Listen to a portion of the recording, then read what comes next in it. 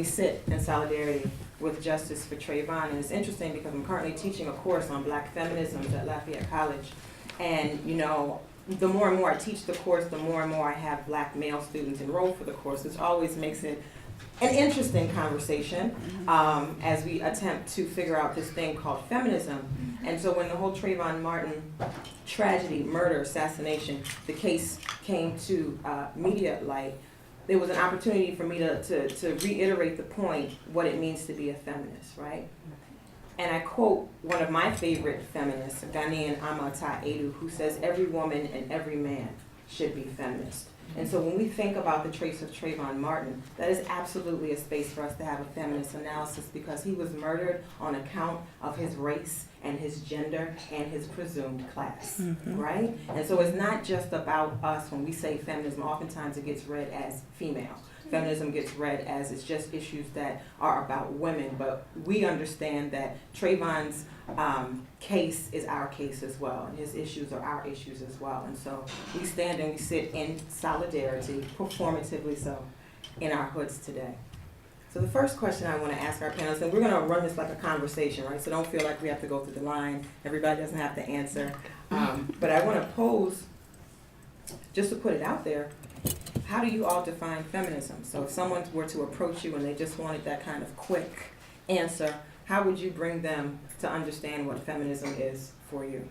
I actually really think the definition for myself is very simple. It's the work that I do on behalf of women first, but also men, to make sure that women's humanity and worth is recognized within society in multiple ways. But in that, I also recognize that patriarchy and misogyny compromises not only women's lives, but it compromises men's humanity too. So I really believe that feminism is the work that we do to make the world a better place. So I don't really see it as gendered in the way that you were talking about. I think that, you know, once I made the connection that a black feminist history actually to me has nothing to do with white women, like at all. Like the debate is usually about whiteness and white women and it being their term. I'm a Jamaican-born woman. I think Nanny was an incredible feminist. So I connect starting with Nanny, through Anna Julia Cooper, through Sojourner Truth, through Ida B. Wells. These are my feminist foremothers. And so I don't allow white women to define feminism for me, because a black feminist history is one that is hundreds of years old, and it is part of my ancestral and spiritual legacy. And so I claim that. Women and those that identify as women get to live as humans in the national and international scope. So whatever is defined as humanity within that particular nation or country, city, whatever, civilian, that the woman is able to live that same life. Hopefully, I want feminism to be larger than humanity, you know. I incorporate a spiritual analysis, but I think primarily when I'm speaking with people or understanding what feminism is in this contemporary sense, it would be that feminism is a practice. It would be that feminism is a practice of women achieving humanity and civilian rights throughout the world. The quote by Arundhati Roy when she was talking about the World Social Forum, whose motto is "Another world is possible," and she just fleshed that out a little bit. She was like, "Another world is possible on a quiet day. I can hear her breathing." You know, and one of the things that I really appreciate about what both of you have said, and where I also root myself when it comes to feminism, is that it's a global construct, one. And number two, it's not just about women, right? We're looking for a more equitable society. And I root myself in black feminism because if you look at the nexus of isms that impact us as black women, racism, sexism, classism, heterosexism, blah, blah, blah, blah, blah, blah, blah, isms, right? They're all centered in our bodies. So if we're able to make a world better for us by eradicating those, then by extension, everybody is bettered, right? That and the fact that we have such a tremendous legacy, which Joan, alluded to in her answer about the women who form our intellectual canon, For me, when I first found words for black feminism, was when I was a freshman at Spelman College. In fact, I should correct myself because they always told us we were fresh women at Spelman College, right?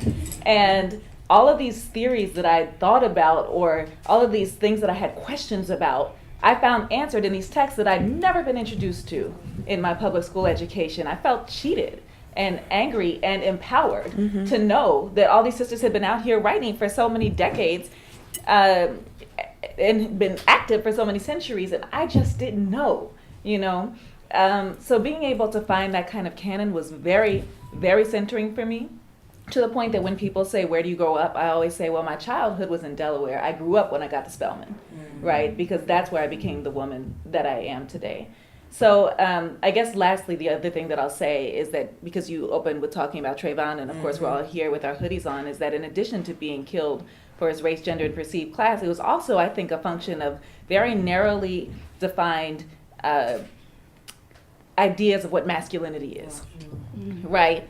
How you exhibit strength, how you demonstrate power, you know, not on the part of Trayvon. Trayvon was vulnerable enough at those last moments of his life to heartbreakingly scream and beg for his life, and I can't even go there with that. But on the part of George Zimmerman, you know, who invested himself with all kinds of ideas, just distorted ideas of what power is. How does that tie into what his conception of masculinity was and what his role was as neighborhood watchman? You know, there's time for a feminist analysis inside of that, right? There were no women involved directly in that shooting, but there's a feminist analysis that can be applied to that situation. I try and not repeat everything y'all just said. I agree with y'all. Although my experience is a little bit different. I'm an Afro-Caribbean from the Dominican Republic, and so being a second-generation immigrant in the United States, there are other issues that I also had to deal with.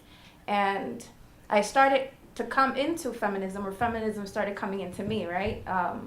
When I started discovering what it was not. The whole process of colonization that our communities had to go through. Imperialism, right? Capitalism, all these different isms that you were talking about, including imperialism, were not part of a feminist agenda. And so I started to look at myself in relations to the world different as a Black, Latina, young woman who was developing here in New York City. And so in that sense, I found womanism, mujerismo, and I found that it was the reflection of a practice. And so for me, mujerismo, womanism is a way of life. And so what we document, what we analyze, what we write is a reflection of what we do, and therefore feminism is also a historical project, is the purpose of our life, the way that we perceive it, the way that we live it, the way that we share it, and the way that we impact the world, in addition to everything y'all just said, which is pretty dope. Thank you. There are a lot of preconceived notions about what feminism is and whether or not it's something that Black women, Latina women should even be concerned with, because as you said, we know that the projected idea that this is something that started with white women and something that we just took on. And I know from my own experience, you know, we talk about crediting folks, the woman in the front row, Dr. Kyler's story, I credit her for bringing me into my feminism. And it wasn't that, I feel like I've always been a feminist, but for whatever reason, whatever multitude of reasons, I wouldn't put the F word on it. I wouldn't call it feminist. And she's walking around grad school with words of fire under her arm. You know what I mean? And she just brought it to my face like, dude, you've always been a feminist. Just claim it. You know, so I think that moment becomes empowering. But I'm interested to know, and I know Shani and Claudia, you both kind of spoke to your own experience, but I'm interested to know, how did you come into feminism? How did you, was it something you always claimed? Was there any kind of tension that you had to address or to get to a space called feminism? Like, what was your path? I didn't, as you mentioned earlier, I wasn't able to label what my feelings were, being the only girl in the house and having to clean after my brothers, right? And fighting that. Why the hell are there 6 people in this house and I have to be the one to clean after them? Or why am I older than my younger brother and he needs to assist me in going to the grocery store? All these different questions were always there. I didn't know how to name them, but they were there. And the way that I was able to label it, and I was sharing this earlier, It wasn't even when I went to college and I studied feminism, because the feminism that I studied was very European centered. It was pretty much when I was going into do my theological studies, and I started looking into liberation theologians and the practice of women in this process. So feminist theology was really my introduction to what I call myself now, una mujerista, a womanist. And reading Alice Walker, everybody knows Alice. I found myself in those stories. I found myself in those narratives. I gained a way of analyzing my experiences. I was able to put a name to things, and I feel like a lot of the times the women in our communities aren't able to put a name to what they feel, to their experiences, because we've been taught for so long that we need to be nice, right? So you can't call your vagina. You call it everything else, but that. You're afraid of saying sucking and all other types of things that are connected to your sexuality. But it's okay for a man to do those things to you regardless, but you can't name it. Those women that I spoke about, the Patricia Hill Collins, Audre Lorde, June Jordan, Bell Hooks, I mean, I'm sure we could all just start throwing names out, right? Those women gave me a grounding during my introduction to what the canon of Black feminism is. But one of the things that I think is really important to say is that in terms of providing an entry point generationally for an analysis of how to apply what I was reading from them to us, Joan was tremendously instrumental in that for me. And I remember I was doing a research fellowship at the University of the West Indies. I was in Jamaica and I was in Trinidad over the course of a year, talking about feminisms, bringing my own African-American Black feminist, epistemology down there and trying to understand regionally throughout the diaspora, what does it mean to be a feminist in these different kinds of spaces, right? And I'm lecturing about hip-hop feminism, which I'm got from Joan, And there was an opportunity to go to a literary festival in Jamaica, where she was one of the speakers, and we had the chance to meet. One of the things that I like to tell the story because I think it's important for all of us to hear it.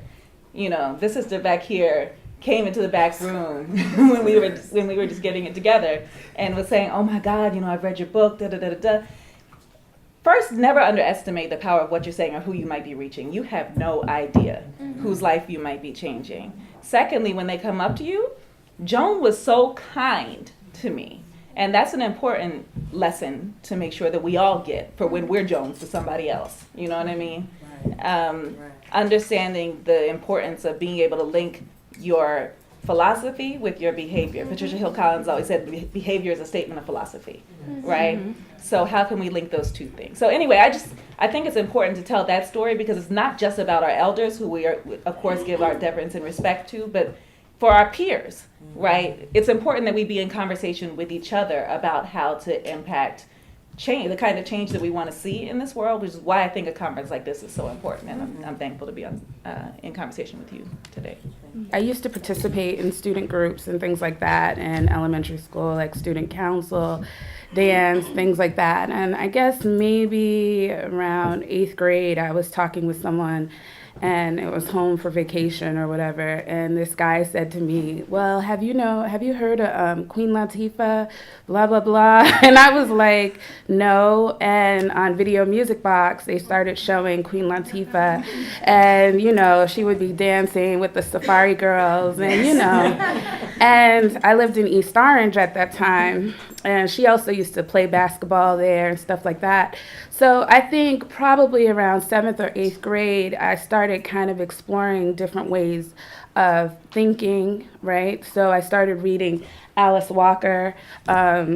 And one of the things that's always powerful to me about Alice Walker is she began to articulate what I had kind of noticed when I was younger. One of the things I was always very attracted to when I was young was women who spoke out loud, women who expressed themselves, women who had strong thoughts, women who had fun, women who were powerful. From the age of 8, I always kind of, I didn't feel subhuman, but I guess in a way I felt like I wasn't going to be a real person until I became a grown Black woman. And I think grown and adult Black women, there's a certain deference and a respect that you're taught. And in our house, everyone deferred to my mother. Now, my mother is very casual and she's very fun, but I had very deep respect for her. And I realized that I ultimately wanted to be a Black woman. I thought that was something that was freeing and something that was amazing as a human being. So as I started to focus my thoughts when I got to high school, I was listening to all kinds of hip hop. I was listening to NWA, I was listening to Queen Latifah. I think I might have been listening to other people, but around the time I was 15 or 14, I realized I was sitting there listening to NWA, and I was just like, I can't listen to this anymore.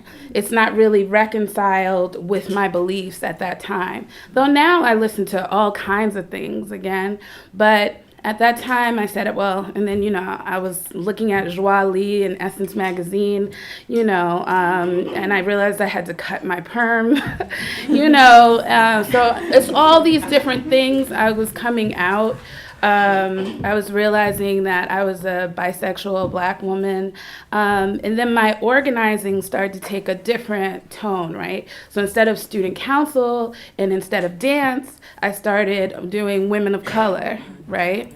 And then we had this organizer come to our school, and he talked to us about diversity and homophobia in high school. And when I was 15, I came out in front of my school, and we decided to start a gay-straight alliance in Massachusetts. So for me, I came to realize that the organizing that I wanted to do, I love humanity and I love people, but I realized I wanted to do it through the foci and the lens of Black women. And I felt that there was a certain joy and power in that. And so I've defined myself as a Black feminist since I was 14 or 15. I have two narratives for that. One is a very public narrative because I wrote about it in the book. And I think it's important to say here because I absolutely did not choose. I would probably still not be feminist at this moment if I wasn't outed as a feminist first. So part of the reason that I tell the story in the book in this way is because I think there are two things that are important to know. That claiming feminism is often a process. And feminist consciousness is also a process. And the decision to claim yourself publicly as a feminist is an important process. So I don't really get into things like, is Beyonce a feminist or Nicki Minaj is a feminist, because I'm waiting for that one thing, which is to hear them publicly say that I am feminist first. Because I believe that that's an important first step, and it's a process to get there. So, I think it might be the opening line. If not, it's certainly very early in the book. I say I became a Black feminist writer in the least feminist of ways. And I did. I didn't come to it necessarily because I had decided that I had read all of those elders that we're talking about. I thought that was great. I'm not really trying to be the F word. There were too many. I felt like there was this external, they were like up here for me, and I just wasn't really ready to start living like, because part of my very real first generation immigrant experience still existed very much rooted in hip hop. It existed in the dance hall. Like, I still love to drop and whine. I was not calling myself a feminist at all, but what happened was a woman was raped in Central Park. It was a white woman, actually. And she was brutally beaten, and the New York exploded on some crazy race tension thing because at the time the men who were accused, the boys actually who were accused of raping her, were Black and Latino. And so it was like, New York is, wilding, women be afraid. And so it was a tense time to be in the city. It was very white women grabbing their purses. The media coverage was incredibly racist. And The Voice, being the kind of paper that it was at this time, decided to do a special issue called Voices Not Heard, Blacks and Women Writers on the Central Park Jogger case. Now, I was not a writer, and my only proximity to this group of, who I called the niggerati at the time, was the fact that my boyfriend was part of that crew. And I actually didn't even really want to know what I wanted to be when I grew up. I'd kind of gotten kicked out of my mother's house in the Bronx for being too grown and not paying rent. So I had moved, I got this apartment, I was kind of teaching at my old high school. I thought I kind of wanted to be an actress. There's not a whole lot of feminist direction here. And I was out running the street, basically, but he was up working on his article, which was about how racist the media coverage was, which I agreed with, but there was no gender analysis in his piece at all. So I was like, yeah, but here's the thing. If I was a black female investment banker who got attacked in the park, do you think my race saves me from being raped? Like, rape is not a function of my gender. And I kind of need you to put that in your piece. So we argued about it maybe till like 5 a.m. And he calls at 9 and, calls his editor at 9 and says, I think I need to kind of rework the angle. I had this argument with my girl, blah, blah, blah. And she said, Karen Durbin, actually, who's now a major film critic for Elle. And she said, yeah, but it's a great story, but it's not your story. And if this woman can write, she can give it to me in 36 hours, I'll publish it. I didn't own a computer. I was not a writer. I had to wait till all the real writers left The Voice. I hung out on a computer. I had no idea what I was doing. I just banged it out. She rang the story. When they published it a week later, my name was on the front page of the Village Voice. It said Joan Morgan, black feminist writer. And I was like, oh shit.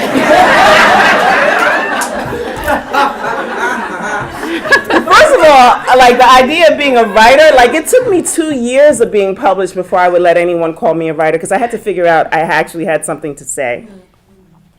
And the process of being a feminist, because I was outed in such a public way, now people were asking me to defend that position. So I had to make a decision very quickly about whether this term was going to enable me to do the work I wanted to do, or I was going to then publicly have to back away from it. And I felt like the stakes were too high to decide. I was like, yeah, I'm a feminist, what? I decided I had to step into it like that. And then, but I had to grow into that term. I had to write a book about it, actually, to reconcile my own sort of working it through with that. But, the more private narrative is that I realize I look back at my family, I look back at my fairly conservative Jamaican labor. My godparents are the first Prime Minister of Jamaica and his wife. So I grew up in a very politically conservative Jamaican household. I was never told that I couldn't do anything. My choices, my career choices may have seemed a little odd to my dad, who's now since passed away, but I was never told that I couldn't. They never allowed their Jamaicanness to stop from allowing me from who I become. So they supported in very real ways the development of a very public voice, which often challenged them, which often put a lot of our family business in the street in an international magazine, that really allowed me to work through my own issues with my father and his incredibly charming and amazing and highly problematic and, womanizing self sometimes. And all of that really, I think, is so important, because I've always given so much credit to Belle and Angela, but what was happening in my house, what was being fertilized in my house, is so incredibly important for allowing me to come to this spot. And so my feminism is a messy feminism. It is a deliberately complicated and messy feminism. There's a line where I said I was never interested in a feminism that only dealt in the black and white of thing. I needed something complicated enough to fuck with the grays. And so that gray space as a feminist is the space that I do my work from.